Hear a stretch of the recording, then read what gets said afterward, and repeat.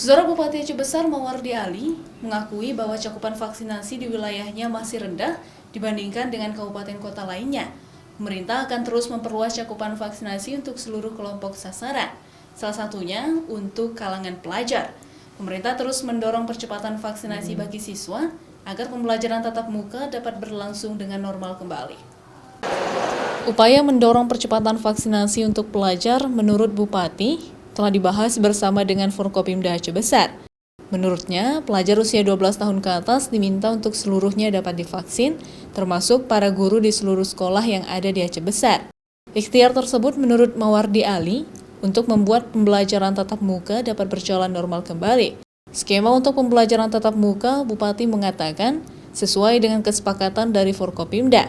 Siswa yang telah divaksin diizinkan untuk melakukan pembelajaran tatap muka, sedangkan siswa yang belum divaksin maka menjalankan pembelajaran secara virtual atau belajar daring. Bahwa vaksinasi di Aceh Besar masih rendah dan ini terus akan kita kuatkan.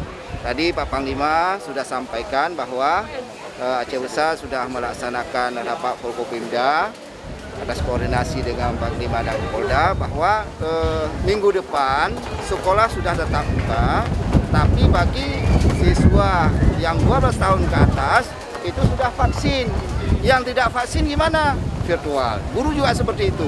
Sementara itu, pihak sekolah terus melakukan sosialisasi kepada siswanya, terutama edukasi manfaat vaksin COVID-19 dalam proses belajar mengajar di sekolah, seperti di SMA 1 Darul Imarah Aceh Besar. Sudah 75% siswa yang divaksin, baik dosis 1 maupun dosis kedua.